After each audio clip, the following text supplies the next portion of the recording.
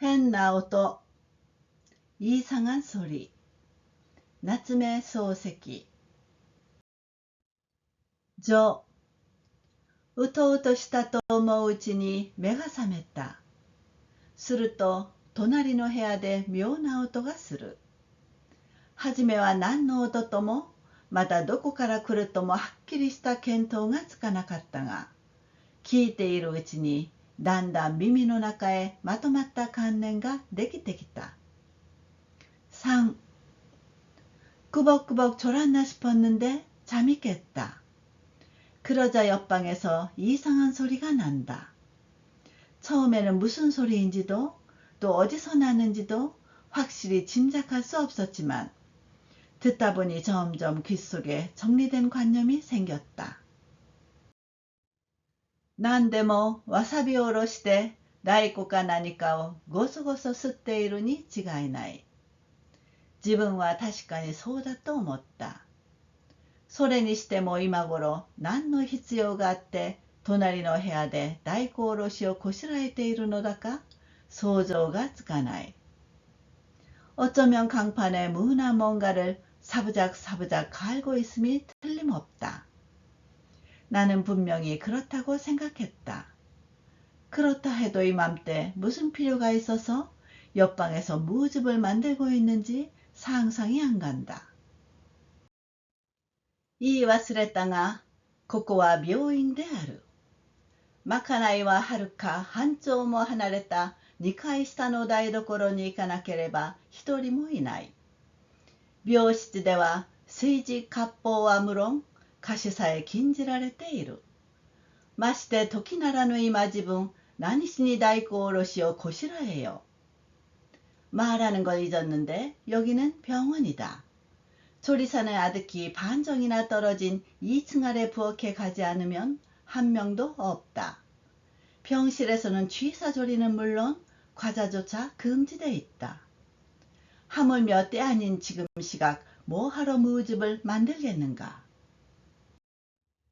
これはきっと別の音が大根おろしのように自分に聞こえるのに決まっているとすぐ心の内で悟ったようなものの、さてそれなら果たしてどこからどうして出るのだろうと考えるとやっぱりわからない。이건 분명 다른 소리가 무갈기처럼 나에게 들리는 게 틀림없다고 금방 마음속에서 깨달은 듯하긴 했지만 그렇다면 과연 어디서 어째서 나는 걸까 하고 생각하면 역시 알 수 없다. 自分はわからないなりにしてもう少し意味のあることに自分の頭を使おうと試みた。けれども一度耳についたこの不可思議な音はそれが続いて自分の鼓膜に訴える限り妙に神経にたたってどうしても忘れるわけにいかなかった。あたりはしんとして静かである。나는 모르는 대로 놔두고 좀 더 의미 있는 일에 자신의 머리를 쓰려고 시도했다. 하지만 한번 귀에 붙은 이 불가사의한 소리가 계속해서 내 고막에 호소하는 한 묘하게 신경에 거슬려 도저히 잊을 수가 없었다. 주인은 쥐죽은 듯이 고요하다. この胸に不自由な身を託した患者は申し合わせたように黙っている。寝ているのか考えているのか話をする者は一人もない。廊下を歩く看護婦の上草履の音さえ聞こえない。その中にこのゴシゴシと物をすり減らすような稲響きだけが気になった。이 병동에 불편한 몸을 맡긴 환자는 약속한 듯 잠자코 있다. 자는 건지 생각하는 건지 말하는 사람이 한 명도 없다. 복도를 건넨 간호사의 샌들 소리조차 들리지 않는다. 그 속에서 이 삭삭 뭔가를 갈아내는 듯한 이상한 소리만이 신경 쓰였다. 自分の部屋はもと特等として二間続きに作られたのを病院の都合で一つずつに分けたものだから、火鉢などの置いてある副室の方は普通の壁が隣の境になっているが、寝床の敷いてある6畳の方になると、東側に6尺の袋戸棚があって、その脇が芭蕉布の襖で、すぐ隣へ行き通いができるようになっている。내 방은 원래 특등으로 두 칸이 이어져 있던 것을 병원 사정으로 하나씩 나눈 것이어서 화로 등이 놓여있는 부실 쪽은 보통의 벽이 옆과의 경계를 이루고 있는데, 침상에 놓인 다다미 6장 쪽은 동쪽에 6척의 찻장이 있고, 그 옆이 파초로 짠 천을 붙인 장지문으로 바로 옆방과 드나들 수 있게 되어 있다. この一枚の仕切りをがらりと開けさえすれば、隣部屋で何をしているかはたやすくわかるけれども、他人に対してそれほどの無礼を相手するほど大事な音でないのは無論である。檻から暑さに向かう施設であったから、縁側は常に開け放したままであった。이 한 장의 칸막이를 활짝 열기만 하면 옆방에서 뭘 하고 있는지는 쉽게 알 수 있지만, 다른 사람에게 그렇게 굳이 무례를 할 만큼 중요한 소리가 아닌 건 물론이다. 때마침 더위로 향하는 시기였기에 텐마루는 항상 열어둔 채였다. 縁側はもとより胸いっぱい細長く続いている。けれども患者が縁端へ出て、互いを見通す不都合を避けるため、わざと2部屋ごとに開き戸を設けてお互いの席とした。텐마루는 원래부터 병동 전체에 길쭉하게 이어져 있다. 하지만 환자가 텐마루에 나가 서로를 내다보는 불편을 피하려고 일부러 두 방마다 여닫이 문을 마련해 서로의 관문으로 삼았다. それは板の上へ細い桟を十文字に渡した洒落たもので、小遣いが毎朝拭き掃除をするときには、下から鍵を持ってきて、いちいちこの戸を開けていくのが例になっていた。그건 널빤지 위에 가느다란 문살을 열십자로 붙인 멋진 것으로, 소사가 매일 아침 걸레질을 할 때는 밑에서 열쇠를 가지고 와서 일일이 이 문을 열어가는 게 관례였다. 自分は立って敷居の上に立った。かの音はこのつま戸の後ろから出るようである。戸の下は2寸ほど空いていたが、そこには何も見えなかった。나는 일어서서 문턱 위에 섰다. 그 소리는 이 여닫이 문 뒤에서 나는 것 같다. 문 아래는 두 치쯤 비어 있었으나 거기에는 아무것도 보이지 않았다. この音はその後もよく繰り返された。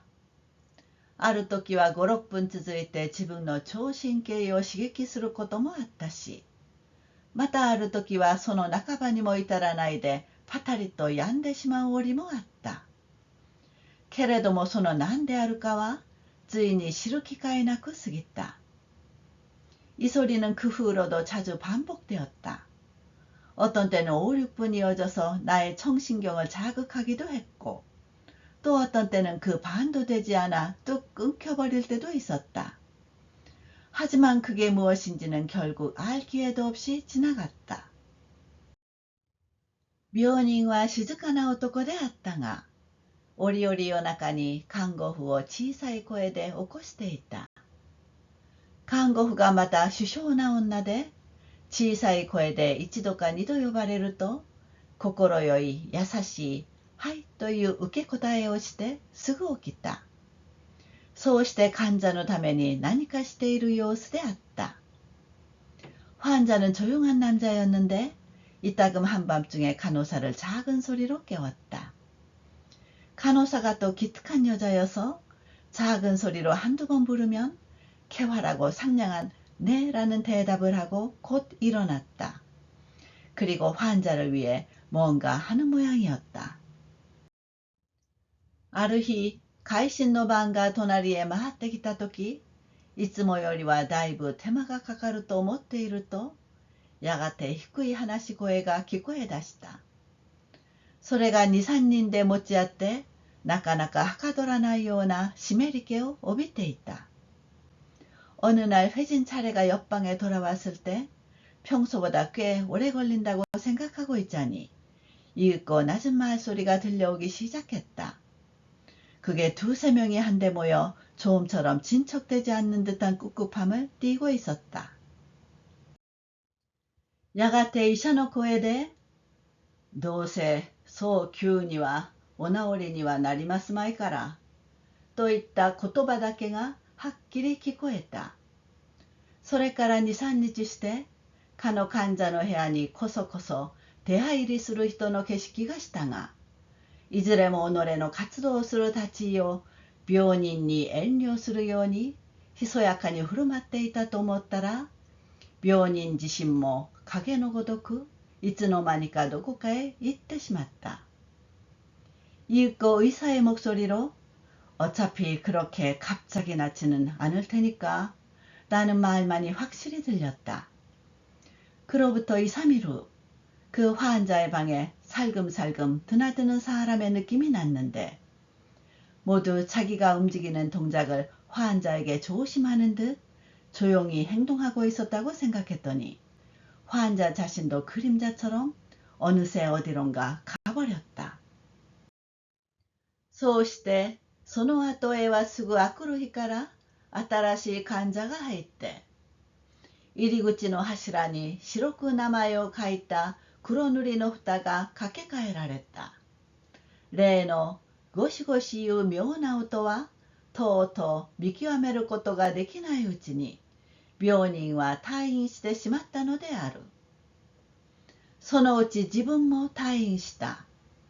そうしてかの音に対する好奇の念はそれきり消えてしまった。그리고 그 다음에는 바로 다음 날부터 새로운 환자가 들어와서 입구 기둥에 희게 이름을 쓴 검은 칠의 팻말이 바뀌어 걸렸다. 그 사악삭하는 묘한 소리가 끝내 확인되기 전에 환자는 퇴원해버린 것이다. 그러다가 나도 퇴원했다. 그리고 그 소리에 대한 호기심은 그걸로 사라져버렸다. 예. 3ヶ月ばかりして自分はまた同じ病院に入った。部屋は前のと番号が一つ違うだけで、つまりその西隣であった。壁一重隔てた昔の住まいには誰がいるのだろうと思って注意してみると、終日語りと言おうともしない。空いていたのである。석 달쯤 지나 나는 다시 같은 병원에 입원했다. 병실은 전에 것과 번호가 하나 다를 뿐, 즉 그 서쪽 옆이었다. 벽 하나 건너인 옛 거처에는 누가 있을까 하고 유심히 보니 종일 달그락하는 소리도 나지 않는다. 비어있던 것이다. もう一つ先がすなわち例の異様の音の出たところであるが、ここには今誰がいるのだかわからなかった。自分はその後受けた体の変化のあまり激しいのと、その激しさが頭に映って、この間からの過去の影に与えられた動揺が、絶えず現在に向かって波紋を伝えるのとで、わさびおろしのことなどはとんと思い出す暇もなかった。하나도 앞쪽이 그때 그 이상한 소리가 나던 곳인데 여기에는 지금 누가 있는지 알 수 없었다. 나는 그 후 받은 몸의 변화가 너무 심했고 그 심한 게 머리에 반영되어 요전부터의 과거의 흔적에 주어진 동요가 끊임없이 현재를 향해 파문을 미치기도 하고 해서 강판일 따위는 전혀 생각날 겨를도 없었다. それよりはむしろ自分に近い運命を持った座員の患者の経過の方が気にかかった。看護婦に一等の病人は何人いるのかと聞くと、3人だけだと答えた。重いのかと聞くと、重そうですと言う。그보다는 오히려 나와 가까운 운명을 가진 재원 환자의 경과가 더 마음에 걸렸다. 간호사에게 1등실 환자가 몇 명 있냐고 물었더니 3명뿐이라고 했다. 위중하냐고 물으니 위중한 것 같다고 한다. それから1日2日して、自分はその3人の病床を看護婦から確かめた。一人は食道がんであった。一人は胃がんであった。残る一人は胃潰瘍であった。みんな長くは持たない人ばかりだそうです。と看護婦は彼らの運命をひとまとめに予言した。그로부터 하루 이틀 지나 나는 그 3명의 병증을 간호사로부터 확인했다. 한 사람은 식도암이었다. 한 사람은 위암이었고 나머지 한 명은 위궤양이었다. 모두 올해는 견디지 못할 사람들 뿐이랍니다. 라고 간호사는 그들의 운명을 일괄해서 예언했다. 지붕와縁側に置いたベゴニアの小さな花を見暮らした。実は菊を買うはずのところを植木屋が16貫だというので、5貫に負けろと値切っても相談にならなかったので、帰りにじゃあ6貫やるから負けろ또言ってもやっぱり負けなかった。나는 텐마루에 둔 베고니아의 작은 꽃을 보며 지냈다. 실은 국화를 사려던 것을 정원사가 16간이라고 해서 5간으로 애누리하라고 값을 깎아도 흥정이 되지 않았기에 돌아오는 길에 그럼 6간 줄 테니 애누리하라고 해도 역시 깎지 않았다. 今年は水で菊が高いのだと説明したベゴニアを持ってきた人の話を思い出して、賑やかな通りの縁日の夜景を頭の中に描きなどしてみた。올해는 호우로 국화가 비싼 거라고 설명한 베고니아를 가져온 사람의 그런 이야기를 떠올리며 떠들썩한 거리의 잿날 야경을 머릿속에 그려보기도 했다. やがて食道がんの男が退院した。胃がんの人は死ぬのは諦めさえすれば何でもないと言って美しく死んだ。潰瘍の人はだんだん悪くなった。夜中に目を覚ますと、時々東の外れで付き添いの者が氷を砕く音がした。이윽고 식도암인 남자가 퇴원했다. 위암인 사람은 죽는 건 체념만 하면 아무것도 아니라며 아름답게 죽었다. 궤양인 사람은 점점 나빠졌다. 한밤중에 눈을 뜨면 때때로 동쪽 끝에서 돌 보는 이의 얼음 깨는 소리가 났다. その音が止むと同時に病人は死んだ。自分は日記に書き込んだ。3人のうち2人死んで自分だけ残ったから、死んだ人に対して残っているのが気の毒のような気がする。그 소리가 그침과 동시에 환자는 죽었다. 나는 일기에 썼다. 셋 중 둘이 죽고 나만 남았으니 죽은 사람에게 남아있는 것이 미안한 것 같다.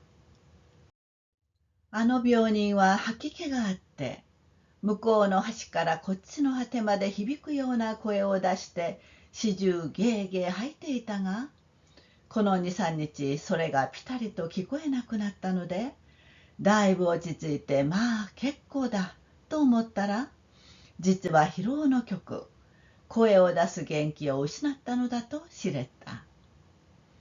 그 환자는 구역질이 나서 저쪽 끝에서 이쪽 끝까지 울리는 듯한 소리를 내며 시종 외괴 토하고 있었는데, 요 2, 3일 그게 딱 들리지 않게 되었기에 꽤 진정되어 매우 다행이라고 생각했더니, 실은 피로가 극에 달해 소리 낼 기운을 잃었던 것으로 알려졌다. その後患者は入れ替わり立ち替わり出たり吐いたりした。自分の病気は火を摘むに従って死体に解放に向かった。しまいには上草履を履いて広い廊下をあっちこっち散歩し始めた。その時ふとしたことから偶然ある付き添いの看護婦と口を聞くようになった。그 후 환자는 끊임없이 들락날락했다. 내 병은 날이 갈수록 차츰 나아졌다. 나중에는 샌들을 신고 넓은 복도를 이리저리 산책하기 시작했다. 그때 어쩌다가 우연히 어느 돌봐주던 간호사와 말을 하게 되었다. 暖かい日の昼過ぎ、食後の運動がてら水洗の水を変えてやろうと思って洗面所へ出て、水道の栓をねじっていると、その看護婦が受け持ちの部屋の茶器を洗いに来て、例の通り挨拶をしながら、しばらく自分の手にした手泥の鉢と、その中に盛り上げられたように膨れて見える玉根を眺めていたが、따뜻한 날의 오후, 식후 운동 삼아 수소나무를 갈아주려고 세면장에 나가 수도꼭지를 들고 있는데 간호사가 담당방에 닭이를 씻으러 와서 여느 때처럼 인사말을 하며 잠시 내 손에 든 붉은 진흙자기 화분과 그 속에 북돋은 듯이 부풀어 보이는 구근을 바라보고 있다가 やがてその目を自分の横顔に移して、この前ご入院の時よりもうずっとお顔色が良くなりましたね、と3ヶ月前の自分と今の自分を比較したような批評をした。이윽고 그 눈을 내 옆 얼굴로 옮겨 지난번 입원했을 때보다 훨씬 안색이 좋아졌네요 하고 석 달 전에 나와 지금의 나를 비교한 듯한 비평을 했다. この前って、あの自分君もやはり付き添いでここに来ていたのかい？ええ、つい、お隣でした。しばらく〇〇さんのところにおりましたが、ご存知はなかったかもしれません。〇〇さんというと、例の変な音をさせた方の東隣である。지난번이라니, 그때 자네도 역시 돌보러 여기 왔었나? 네, 바로 옆이었어요. 잠시 뭐뭐 씨에게 있었는데 아시지 못했을지도 모르죠. 뭐뭐 씨라고 하면 그 이상한 소리를 낸 쪽인 동쪽 옆이다. 自分は看護婦を見て、これがあの時夜中に呼ばれると、はいという優しい返事をして起き上がった女かと思うと、少し驚かずにはいられなかった。けれども、その頃自分の神経をあのくらい刺激した音の原因については別に聞く気も起こらなかった。나는 간호사를 보고 이게 그때 한밤중에 부르면 네 라는 상냥한 대답을 하고 일어난 여자인가 생각하니 조금 놀라지 않을 수 없었다. 하지만 그 무렵 내 신경을 그토록 자극한 소리의 원인에 대해서는 별로 물어볼 생각도 나지 않았다. 네, 아, そうか、と言ったなり、手泥の鉢を拭いていた。すると女が突然少し改まった調子でこんなことを言った。あの頃、あなたの部屋で時々変な音がいたしましたが。그래서, 아, 그래? 하고 말한 채 붉은 진흙자기 화분을 닦고 있었다. 그러자 여자가 갑자기 좀 격식을 차린 듯한 어조로 이런 말을 했다. 그 무렵 선생님 방에서 가끔 이상한 소리가 났습니다만. 自分は不意に逆襲を受けた人のように看護婦を見た。看護婦は続けていった。毎朝6時頃になるときっとするように思いましたが、あれか。と自分は思い出したようについ大きな声を出した。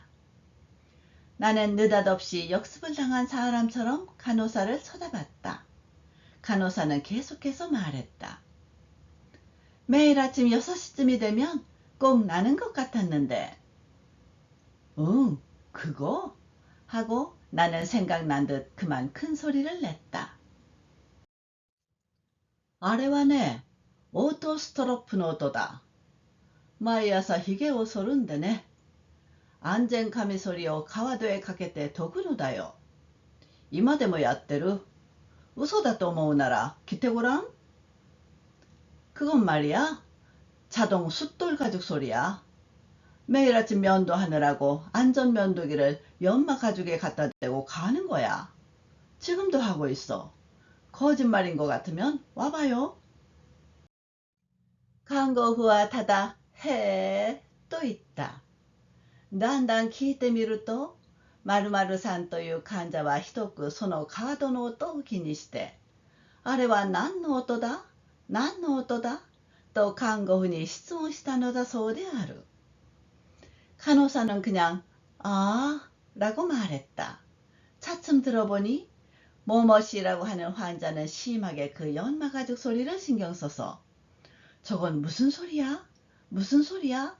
하고 간호사에게 질문했다고 한다. 간호부가どうもわからないと答えると、隣の人はだいぶいいので、朝起きるすぐと運動をする。その機械の音なんじゃないか？羨ましいな。と何遍も繰り返したという話である。간호사가 도무지 알 수 없다고 대답하자 옆방 사람은 어지간히 좋으니까 아침에 일어나자마자 운동하는 그 기계 소리가 아닐까? 부럽네. 하고 몇 번이고 되풀이했다는 얘기다. そりゃいいが、お前の方の音は何だい？お前の方の音って？